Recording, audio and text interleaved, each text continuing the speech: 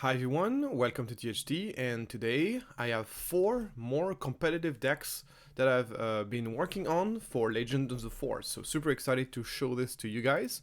But before, we got our sponsor Card Market, the biggest marketplace to buy and sell cards in Europe. So moving on now to right away to the action with the first deck. Obviously, I was a big fan of Admiral Piet Red. I think it was a very fun deck to play.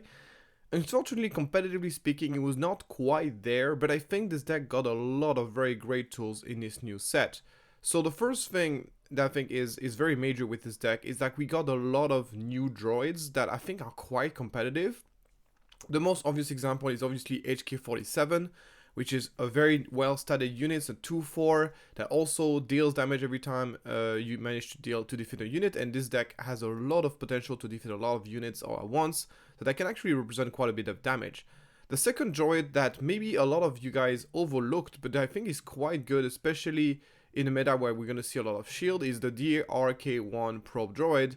The 2/4 stat line is not great, but the fact that it can defeat enemy shield token can be very important in the history of the game, but it can do much more than this. It can defeat any non-unique upgrades, so it works on General's Blade, it works on Jedi's lightsaber, and it also works on the new constructed lightsaber. So it actually works on the most commonly used lightsabers that you're gonna see in Legend of the Force.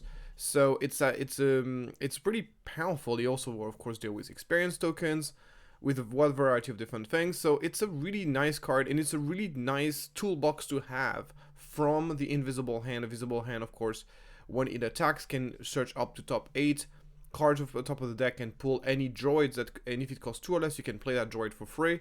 The fact that you can basically pull, you can have the RK Probe Droid in your toolbox is very, very nice. Other than this, we got the OOMC series officers and the Vanguard Droid Bomber, which are going to allow us to get ourselves on extra guarantee damage. This deck is quite aggressive. It's quite a bit more aggressive than the previous version that I showed you guys. It's really, really based on trying to put a very quick clock on the opponent. So having possibilities to deal out of hand damage with those guarantee damage with OM series officers and Vanguard droid bombers is very valuable.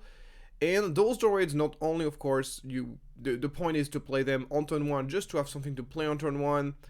And then you can pull them on Invisible Hand, but they also now are better because we also playing the invasion control ship, which can give them raid 2. So if your opponent does not deal with them, and we manage to drop an invasion control droid, every single one of those droids that doesn't get killed can start dealing a lot of damage to the opponent. Then last but not least, we got the Viper Probe droid, which is the droid that allows you to have 3 attacks. I'm kind of still working on the proportion, whether it's good to have 3 of them or whatever, but we are in total 14 droids in this list, so we are basically almost never going to run out of droids to play from the Invisible Hand, and this is kind of the goal. So on turn 2, obviously, as usual, our idea is to try to ramp, so either with the Super Laser Technician or resupply, in order to get ourselves into an Admiral Piet. If we can't ramp, we're going to be looking to play a removal like Open Fire, which is going to be a more flexible removal we have. Since we're playing a lot of turn 1 plays nowadays, we no longer want to play Merciless Contest, and we don't want to kill our own units. And then basically the plan depending on whether we ramped or not. If we didn't ramp, we can play the MT-30 Assault Frigate. If we did manage to ramp, we are going to be able to play either a 6-drop like a Ruthless Raider or Invisible Hand, or the Invasion Control Ship.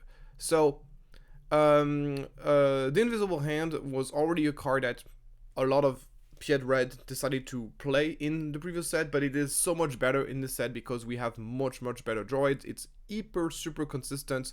It's always going to find us a droid, and it's always going to find us a droid that is actually pretty decent for us. So that's very nice. And then you got a 6/6 stat line. They can play as early as turn 3 or early as turn 4, depending on if we ramped or not. Lots of stats in space. Puts a lot of units, really great against control, and even against aggro, it will put a very quick clock and puts a huge body that we can then use for a Nova Warren Barrage or Triple Laser Salvo.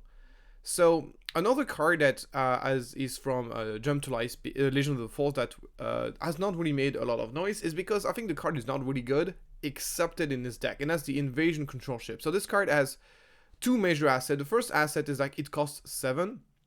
So the fact that it costs 7 or 6 in this deck almost basically makes no difference, because it means that we can deploy Piet and we can play Invisible Controllership as early as turn 3 at the same time we would normally play an Invisible Hand or Wishless Raider. So it's written it costs 7, but for all intents and purposes, it's kind of like it only costs 6.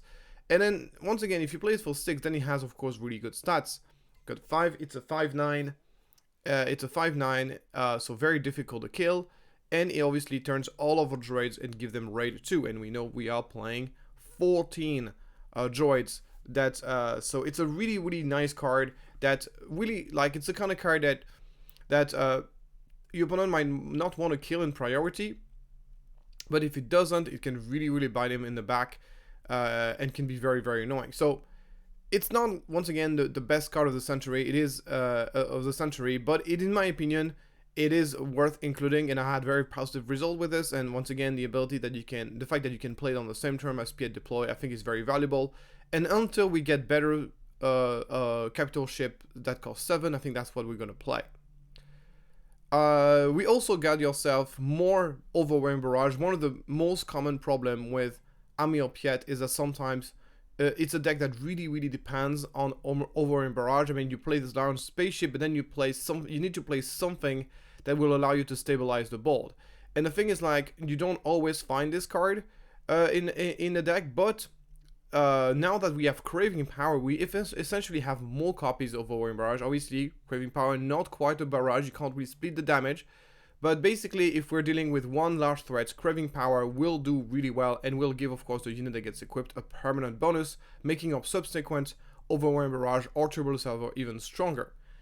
So if we want to deal with one very large target, we have the Craving Power. If we want to deal with on a very wide board, we are running Turbo Laser Salvo still as a way to sweep the board. But basically, Craving Power gives us even more consistency in our ability to kind of use our large unit to stabilize the game. So the game plan is still the same: player 2-drop, ramp, player large units, then stabilize the board with a barrage, a Craving Power, or Turbo Laser Salvo.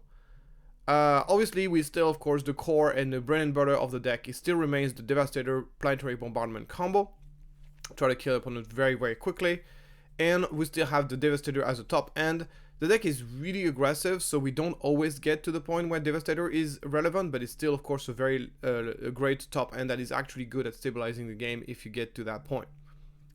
As far as sideboard is concerned, we are running 3 bombing runs for decks that are extremely wide, that play very, very wide, whether it's the Han 2, very aggressive Han 2 decks, or whether it's the Vader decks. We can kind of sweep the entire board with bombing run and really stabilize the game. It's very specialized, it's not good in many matchups, but in matchup in which it's good, it really, really improves the win percentage by a significant amount.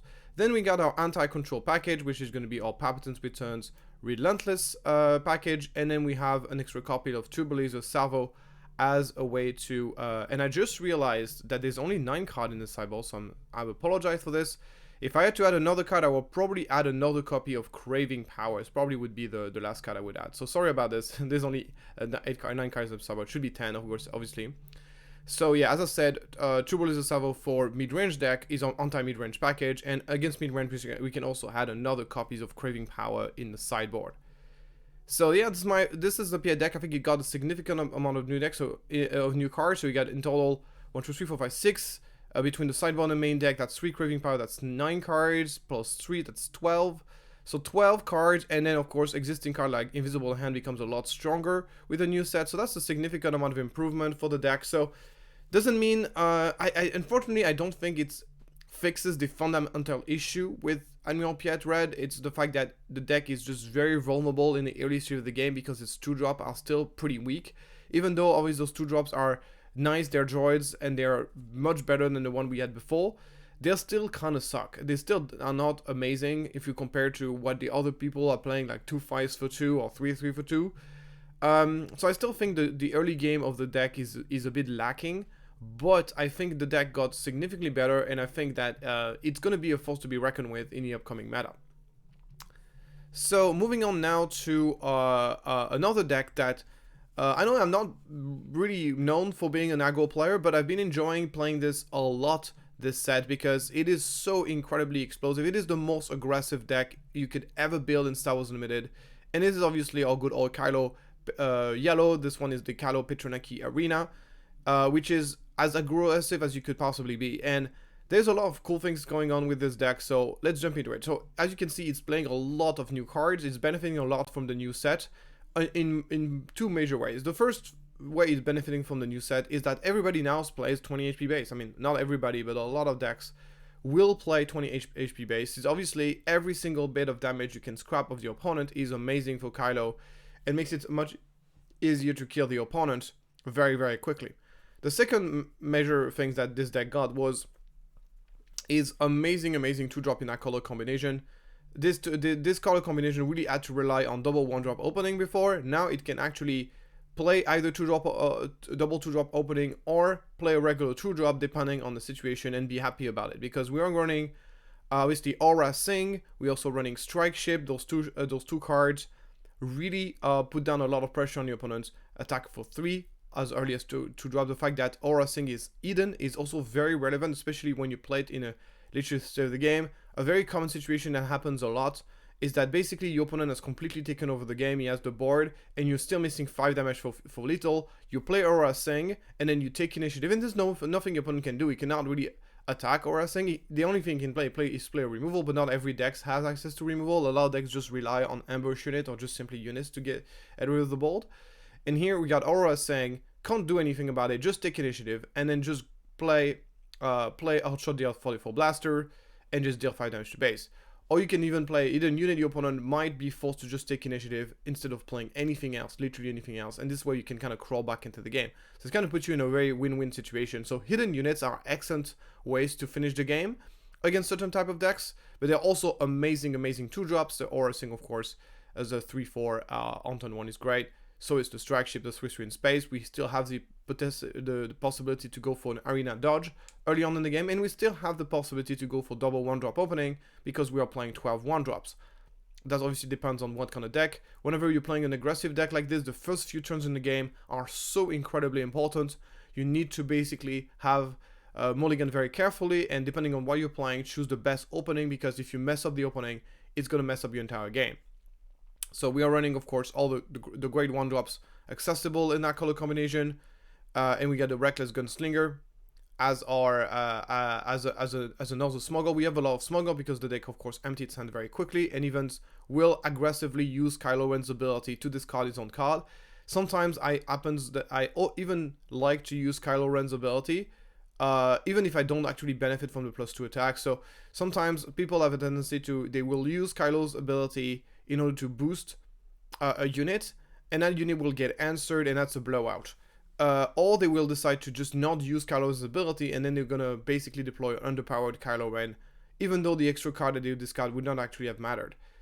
In my opinion, this deck needs to focus on dealing damage at all cost, and that also includes, especially if you have a lot of smuggle cards, don't be afraid to run out a card. Just simply use Kylo Ren's ability, even on a unit that's already attacked, just to get yourself a +1 attack on your Kylo Ren. I think it's actually worth it to do that in a lot of cases. So Kylo Ren, of course, becomes very often is going to be a 6-4 out of Petronaki Arena, and it's kind of like the whole idea of the deck is to say, either you're going to hold on your resource and not play anything, so then you can intercept Kylo Ren, but then you're going to get really aggressively attacked by everything that is already on the board. And then I'm just not going to deploy Kylo and just take initiative and that's it. Or you're just going to commit a resource to deal with what's on the board, and then which will leave the door open for Kylo, and then I deploy Kylo, and then I start dropping some lightsabers on it. Another great thing that this deck got with the new set is more lightsabers. So you got a Fallen lightsaber. You can play the constructed lightsaber. So some people also like to play the Darth Maul lightsaber. I personally prefer the constructed lightsaber because it gives basically since your unit is not Maul, you basically giving +4 +2 to your Kylo Ren. I actually prefer to give him +2 +3 with rate 2 because the +1 else actually matters, and you get this, and the fact that the attack bonus is only on attack is actually relevant because Kylo Ren is already gonna have like 7 attack. Most likely whenever 7 or even 8 attack whenever the constructed lightsaber comes in. So and the other advantage also of constructed lightsaber is like it's a non-unique, meaning that you can put multiple constructed lightsabers on Kylo Ren whenever you need to. And the same goes for fallen lightsaber. Only inconvenience of constructed lightsaber is like it can only be played on Force unit, so you can't put it on aura thing and stuff. So you can play Maul's lightsaber if you prefer. I prefer constructed lightsaber because it's actually relatively rare we drop a lightsaber on a 2-drop. Most of the time the lightsabers are meant to be used on Kylo himself. So and we also quite a few Force units anyway. So yeah, the whole point is you deploy Kylo and then you drop some lightsaber on it, which makes him very hard to deal with, and he starts slapping. If you can get one attack off with Kylo Ren at full strength with with a lightsaber on him, usually you win the game because that's just a massive swing of damage. So another thing that the new set gave us is amazing 3-drops. So we played both Grand Inquisitor and Shahati, and those cards are really great in this deck because they're not easy to deal with as they come out, because they have the hidden keywords. So as they come out, your opponent cannot really deal with them, and then as the new turn rolls out, they're gonna have to spend resource killing them, but then that obviously leaves the door open for Kylo Ren to deploy and attack. So that's a really big deal. So Grand Inquisitor is great because obviously 4/4 for 3, that is hidden, and then Shinati is even more difficult to deal with a shielded and hidden as well. Only 2 health though, but in most matchups it's actually not that big of a deal. So, and those 2 guys of course also have Force, so you can, when you play them on turn 2, you can then equip them on turn 3 with a constructed lightsaber or fallen lightsaber alike. So that's really nice. So those are really great addition to the deck. And then obviously icing on the cake is the new Quinlan Vos. So Quinlan Vos is kind of like alternative win condition. If the Kylo Ren gets intercepted and gets killed, and you have four resources open, you can actually drop, if you know that there's no way you can make Kylo survive. So basically there's kind of 2 case scenarios. Either you think that you're putting enough pressure and you think that your opponent cannot really answer Kylo Ren, in which case you're going to try to empty your hand, deploy Kylo Ren, put a lightsaber on it, and try to swing into base. The other scenario is like your opponent is completely overwhelmed. So it's like your opponent is dominating the game, and gets to basically intercept Kylo Ren right away, and you know that is likely to happen, so you just deploy Kylo Ren, knowing he's going to die, and then you play the Quinlan Vos after. On the same turn, and then Quinlan Vos will deal the killing blow. So Quinlan Vos, why is he dealing the killing blow? Well, simply because, first of all, he has 5 health, so it's not easy to kill. And then, of course, we can either play a Surprise Strike, a Breaking In, an Ultra DR44 Blaster, or even a Lightsaber on hand, even though that's a lot riskier, and then you can start dealing. So if you play like a Surprise Strike, that's 1 through 4, 5, 6, 7, 8, 9 damage to base, and that usually will kill the opponent. So Quinlan Vos is kind of an alternative win condition. Whenever the Kylo plan doesn't work, Quinlan is here to kind of the rescue. Is incredible in this deck because there's just so many ways to give him +2 attack between the lightsabers, the buff spells, and even Kylo Ren's ability. Other than this, of course, the rest of the deck is pretty much what you would expect. You get the buff spells, the debuff Surprise Strike, Breaking In, Ultra D4 Blaster to finish the game.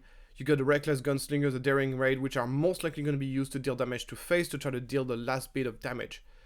The sideboard is Elite Pair 38 against decks that plays a lot of 1 health units.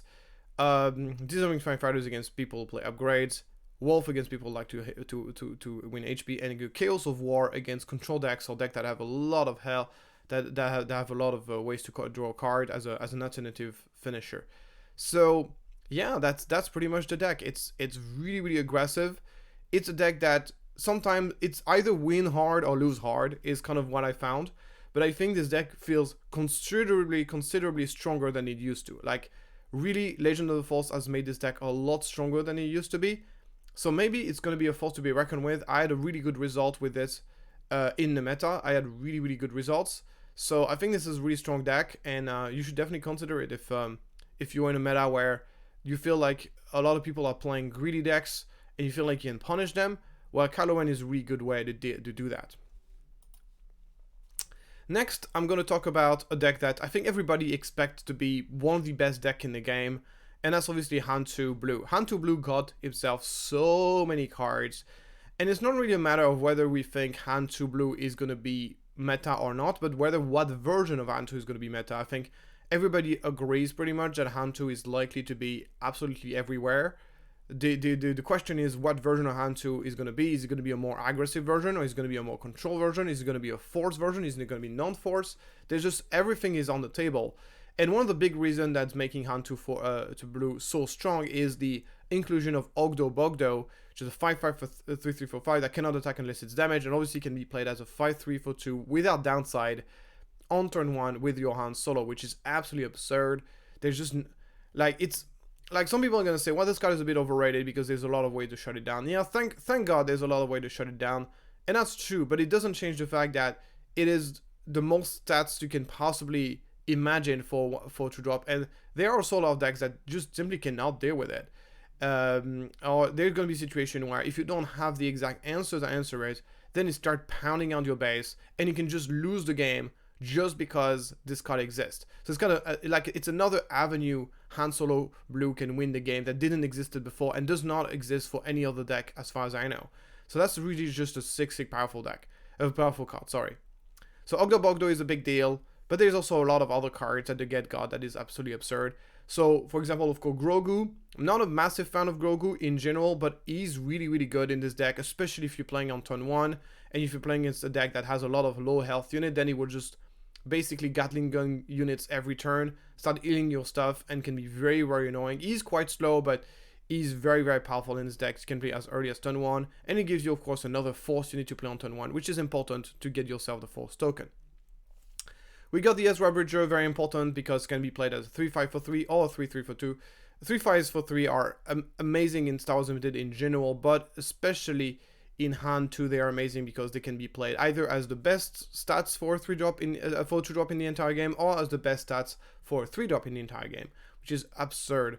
The experience token is kind of mad. Like, sometimes you can use it to give experience to Ogdo Bogdo, but what we really care about for this unit is for this to be a force unit. So it's once again another turn 1 play that allows you to get the force. Cassian is either a flexible turn 1 play, turn 2 play, or obviously can be smuggled for extra gas. And we also have Owen Lars, which can be played for free. The fact that we played as a 0/1 is kind of irrelevant because we kind of want him to die anyway. It gets us a force unit, which we have plenty in the deck. And if it doesn't get killed, then it's going to heal us every turn. So Owen Lars is amazing in this deck as well. One of the great things about playing Han is that because of his ability, you don't actually need to run any actual 2-drops in your deck, which gives you more space to run more late game and more 3-drops, and makes the deck stronger in late game, so it makes the game so much more consistent because any of the 3-drops can be played as a 2-drop or as a 3-drop, so the consistency is amazing. But also the fact that you can just run a higher density of high cost units in your deck in order to make the deck more powerful in the later stage of the game without compromising on the curve. That is just simply amazing. So this specific version of Han Solo is kind of mid-range. It can play the aggro the game if it wants to, notably with Ogdo Bogdo, but it also can be playing the control version. I've decided in a specific version to completely ignore the space arena, because basically right now, like in the current meta, whatever that means, most people are not really running a lot of space units unless they're playing Vader 4. So we have a plan versus Vader 4, notably in the sideboard, as you can see with the 3 bombing runs in the sideboard. But in the main deck, basically our only plan against space is just to go like, okay, you have a very threatening space unit, we're just going to entrench it, or we're going to kill it with Shadow Point. And then the rest of the game, we're going to just basically play on the ground. We can also play Force Throw and Ogdo Bogdo as a way to deal, Grogu in order to kill with a unit on the ground. Mace Windu, Anakin Skywalker can, and Luke Skywalker can also interact with units in space. So we're not completely hopeless against space. We have a lot of options, but we're basically banking on the fact that we're going to be mostly into a ground-based meta. This is kind of like what this deck is built for. And it makes Entrench just an amazing card, because then Entrench becomes like a 2-cost removal that just kills anything, which is in space, which is wonderful. Then, of course, the rest of the deck is pretty much what you would expect for Force decks. So we run all the great Force payoff with the Itinerant Warrior. Itinerant Warrior is amazing in this deck because, of course, the heal is nice, but even without the heal, just playing this as a 4/2 for 3 shielded is amazing. That's basically the same stat as Shati, which is considered to be one of the best 3-drop in the set. So it's just an amazing that you can play this as a flexible 4-2 shielded or as a 4-4 shielded that heals you. Obviously, Ki-Adi-Mundi is gonna be one of the most important card in any grindy matchup, whether you're playing against mid-range or you're playing against control. This ability to just draw 2 cards and put a 4-4 on the battlefield is amazing. This is probably the best card draw card in the entire game, assuming you are playing a Force deck. So as you can see, our deck is not really over relying on the Force. We only actually play 12 cards that use the Force in the entire deck. So the fact that we don't have a leader that can enable the Force is not a big deal, because we usually don't need to have the Force at all time. All we need is get the Force when we need to, and the amount of Force unit that we have in the deck is more than enough to do this, from my experience.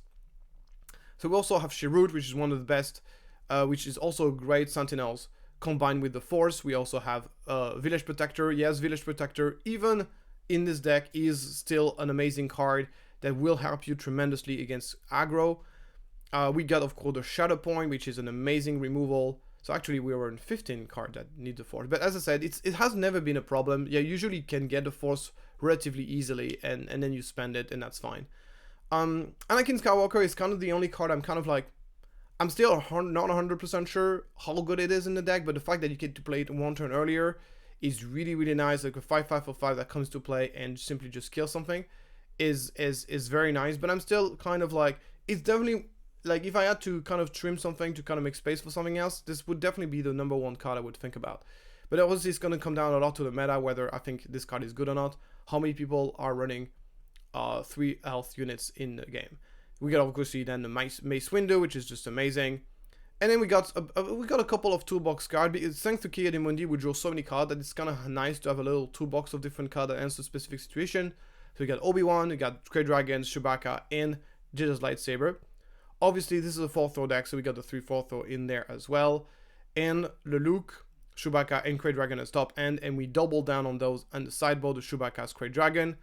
The sideboard is obviously more late game for late game focused matchups. The Bombing Run to answer our Nemesis, which is going to be Vader 4. The Aether Sprite, the Kid's Fisto Aether Sprite as an anti-upgrade removal. And the 3 Sham Syndulla for the ramp matchups. The ramp and the hand matchups, basically. So that's basically the deck. I think it's just a really, really powerful deck. Once again, it's not entirely clear which version of the deck is going to be the best, and it's only going to come down to the meta, because this is one of the decks that has the widest amount of different options available to it. But it is definitely one of the decks that is looking to be one of the strongest deck in the upcoming meta.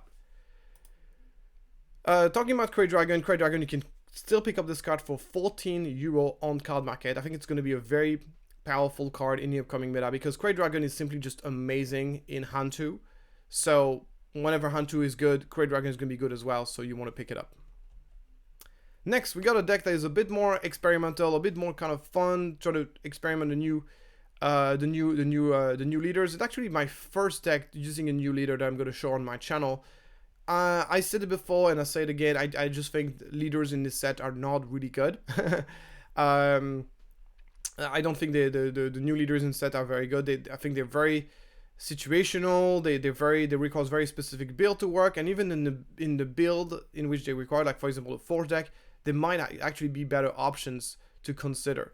So as you can see here, this is my Kanan Jarrah blue deck. I don't even necessarily think it's the best version of it, but it's the best way to run Kanan. I think Kanan Red also has some really great tools, but this is one of the ways you can run it, and I think it can be very powerful. And I'll explain you what I like about this deck. So first of all, we're in the double blue deck. It's a double blue. It's quite of a control-y deck. As you can see, we're running the Nebula Ignition as a sweeper. And the idea of this deck is to be a control deck that can kind of kill the opponent when need be relatively quickly because of relatively large units.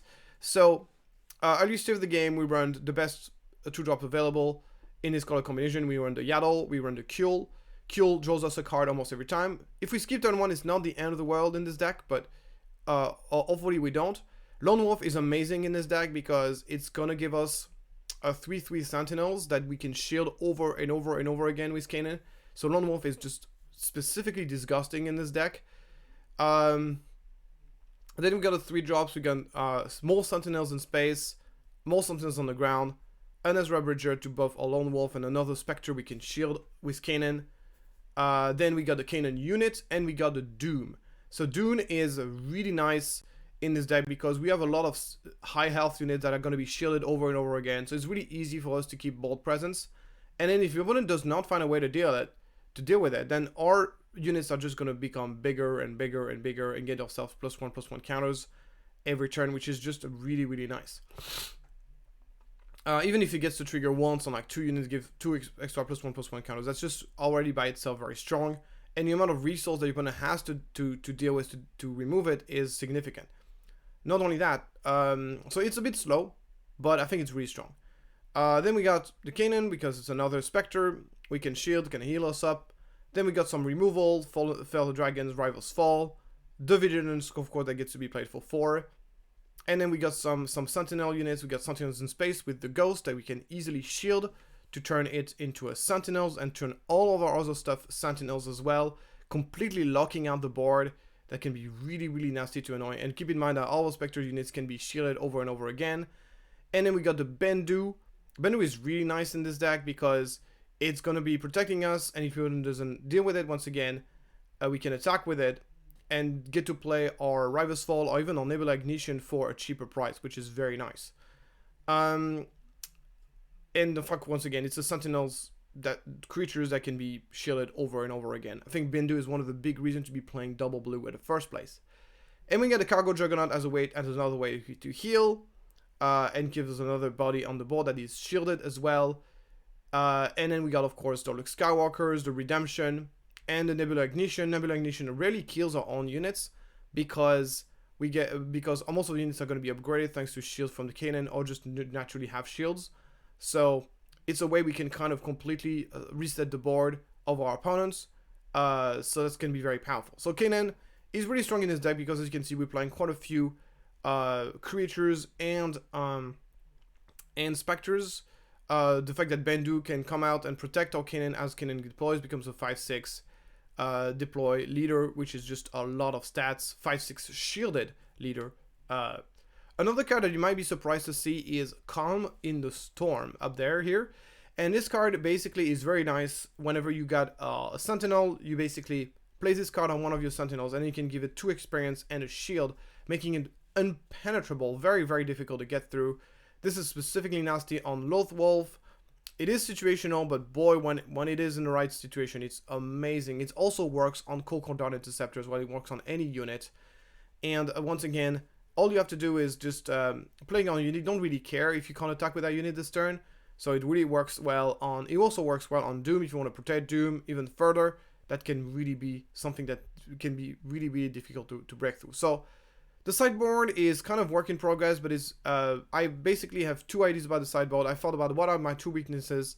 The first one is Vader 4, once again, Vader 4 Swarm. That's why we play the Disruptive Burst as a way to deal with the swarmy Vader decks.